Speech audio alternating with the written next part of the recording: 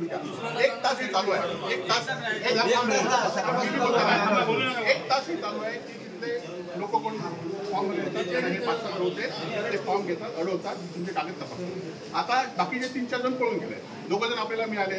त्यांचं स्टेटमेंट घ्या ते कोणावर आलेले होते, त्यांनी कशासाठी आता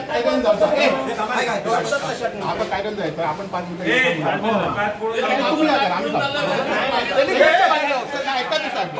ऑफिसच्या बाहेर आले ना, सगळं तुमचं ऐका. जर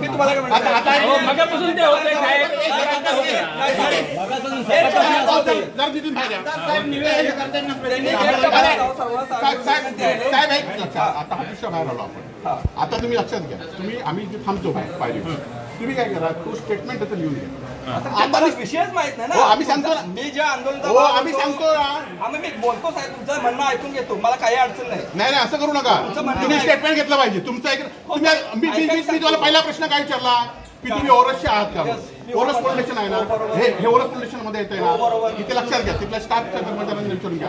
1 तास हे चालू आहे. 1 तास सकाळपासून चालू आहे की तिथले लोक कोण फॉर्म येतात, हे 5-6 होते ते फॉर्म घेतात, अडवतात, तुमचे कागद तपासतात. आता बाकीचे 3-4 जण पळून गेले. 2 जण आपल्याला मिळाले. त्यांचं स्टेटमेंट घ्या की ते कोणावर आलेले होते, त्यांनी कशासाठी इथे आले, कशासाठी आतमध्ये बसले होते, त्यांना कोणी बोलवलं का? संबंधित डिपार्टमेंट आहे ना साहेब, ज्या ठिकाणी आहे त्यांच्याकडे मी जाऊन विचार. तुम्ही असं विचारू मग फोडूया त्यांना.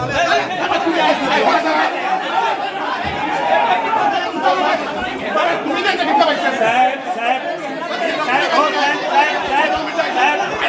साहेब एक मिनिट साहेब त्यांची स्टेटमेंट आमच्याकडे घ्या. जिल्हा मी काम केलं, शिवाच्या परवानगीच्या बांधकामाला येता येत नाही. स्टेटमेंट घ्या. स्टेटमेंट घ्या.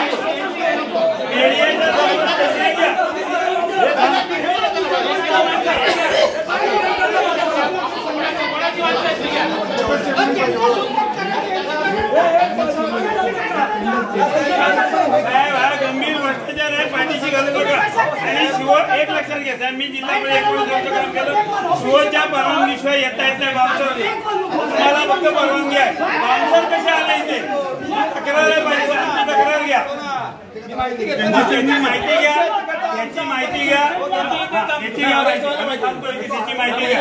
आम्हाला नाव समजलं पाहिजे. टेंडर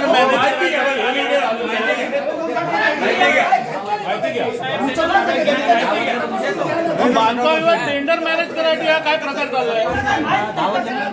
शिवसेनातर्फे आज जिल्हाधिकारी कार्यालयामध्ये सतीश सावंत, संदेश पारकर, सुशांत नाईक यांच्या नेतृत्वाखाली आज भ्रष्टाचाराच्या संदर्भात आंदोलन होतं. आणि या आंदोलन झाल्यानंतर आम्ही सुद्धा जिल्हाधिकाऱ्यांच्या वेगवेगळ्या स्वरूपात बैठकासाठी उपस्थित होतो.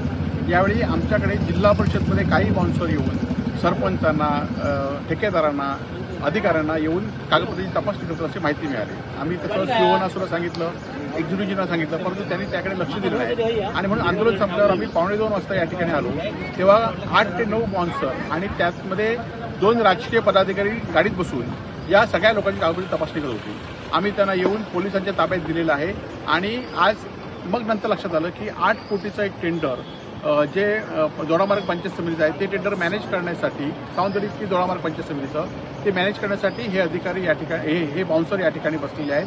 आणि त्यामुळे खरं तर आज ज्या पद्धतीने सिंधुदुर्ग जिल्हा परिषदमध्ये जिल्ह्यामध्ये अनेक कामं मॅनेज होतात आणि या मॅनेज कामामुळेच अधिकाऱ्यांना दमदाटी केल्यामुळेच आज छत्रपती शिवाजी महाराजांचा पुतळा सुद्धा या भ्रष्टाचारामुळेच पडलेला आहे.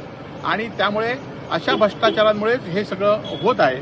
आणि त्यामुळे जिल्हा प्रशासनाकडे, जिल्हा सीओकडे आम्ही भेटून त्यांच्याकडे लेखी तक्रार केली आहे की यांच्यावर कारवाई व्हावी आणि त्या कामाला मुदतवाढ मिळावी अशी आम्ही त्याच्याकडे लेखी मागणी केली आहे. राजकीय नेते त्याच्या सीसीटीव्ही तपासा अशी आम्ही मागणी या ठिकाणी केलेली आहे, लेखी पत्र दिलेलं आहे. सीसीटीव्ही पोलिसांनी तपासल्यावर ते राजकीय नेते कोण होते, त्याचबरोबर हे बाउन्सर कोणी आणलेले, हे सगळं माहिती या ठिकाणी मिळेल. तुम्ही पाहिलात नाही का? आम्ही पाहिलं, पण आम्ही पोलीस आरोप करण्यापेक्षा सीसीटीव्हीवर ते आरोप या ठिकाणी होते.